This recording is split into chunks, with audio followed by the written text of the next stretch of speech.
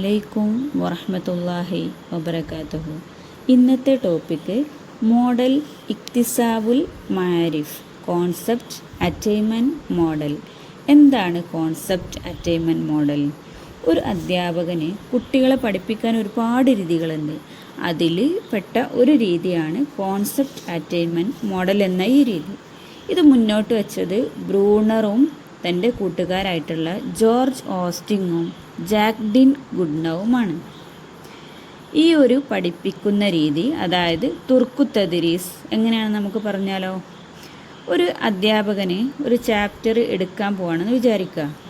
ഈ ഒരു ചാപ്റ്റർ പെട്ടെന്ന് അങ്ങോട്ട് കയറി ചെന്ന് പറഞ്ഞാൽ അത് കുട്ടിക്ക് ക്യാച്ച് ചെയ്യാൻ ബുദ്ധിമുട്ടായിരിക്കും. അല്ലെങ്കിൽ അശ്രദ്ധയിലിരിക്കുന്ന കുട്ടികളൊക്കെയാണെങ്കിൽ പെട്ടെന്ന് അധ്യാപകനെ ഫോളോ ചെയ്യാൻ ബുദ്ധിമുട്ടായിരിക്കും. അപ്പം അധ്യാപകൻ അതിന് മുന്നേ എന്ത് ചെയ്യണം? ഈ കുട്ടികളെ കോൺസെപ്റ്റിലേക്ക് എത്തിക്കണം. ഇതിന് അധ്യാപകൻ ഉപയോഗിക്കുന്ന ചില വിദ്യകളാണെന്ത്? ഈ ഒരു തുർക്കുത്തദ്രീസ്, അതായത് കോൺസെപ്റ്റ് അറ്റൈൻമെൻറ്റ് മോഡൽ. ഇതിൽ 3 ഘട്ടങ്ങളിലൂടെയാണ് ഈ കോൺസെപ്റ്റ് കുട്ടിയിലേക്ക് എത്തിക്കുന്നത്. സലാസത്തു മറാഹിലുൻ ലി മോഡൽ ഇക്തിസാബുൽ മാരിഫ്. അവൽ തഖ്ദീമുൽ മാദ വ തമീസുൽ മഫ്ഹൂം. അസാനി ഇഖ്തിബാറു ഇദ്റാക്കുൽ മാദ. അസാലിസ് തഹ്ലീലു ഇസ്തിറാതീജിയത്തു തഫ്കീർ. നമുക്ക് ഓരോന്നായിട്ട് വിശദീകരിക്കാം. മറാഹിലുണ്ടെന്ന് നമ്മൾ പറഞ്ഞു. അതിൽ ഒന്നാമത്തെ മറാഹിൽ തഖ്ദീമുൽ മാദ വ തമീസുൽ മഫ്ഹൂം.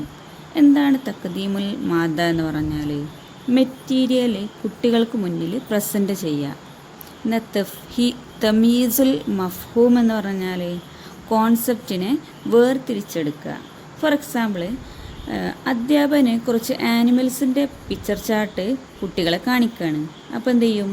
എല്ലാ കുട്ടികളും ഇത് ആനിമൽസ് ആണ് എന്നുള്ള ഒരു കൺസെപ്റ്റ് മനസ്സിലാക്കുന്നുണ്ട്. ഇതാണ് ഫസ്റ്റ് സ്റ്റെപ്പ്. ഇനി നമുക്ക് സെക്കൻഡ് സ്റ്റെപ്പ് നോക്കാം. ഇഖ്തിബാറു ഇദ്റാക്കുൽ മാദ. എന്താണ് ഇഖ്തിബാർ എന്ന് വെച്ചാൽ? ടെസ്റ്റാണ്.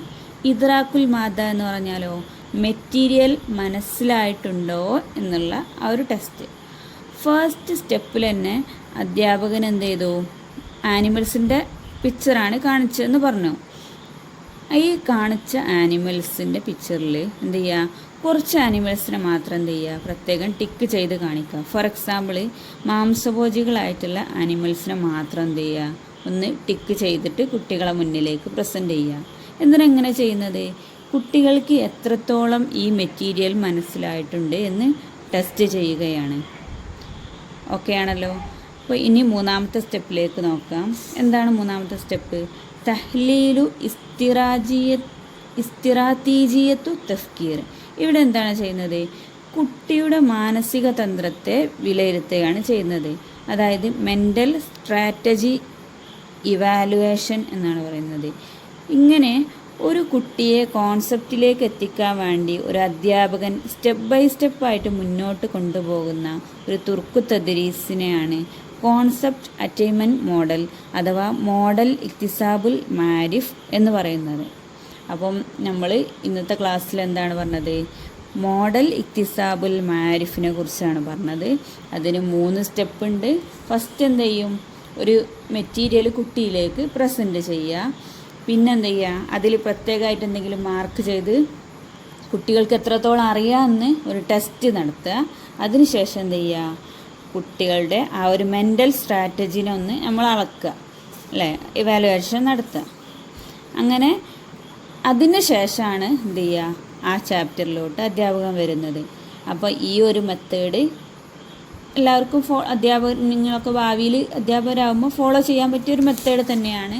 വളരെ നല്ലൊരു മെത്തേഡാണ് മോഡൽ ഇക്തിസാബുൽ മാരിഫ് അഥവാ കോൺസെപ്റ്റ് അറ്റൈൻമെൻറ്റ് മോഡൽ. അപ്പോൾ ഇത്രയുമാണ് ഇന്നത്തെ ക്ലാസ്. മനസ്സിലായി എന്ന് പ്രതീക്ഷിക്കുന്നു. അസ്സലാമു അലൈക്കും വറഹ്മത്തുള്ളാഹി വബറകാതുഹു.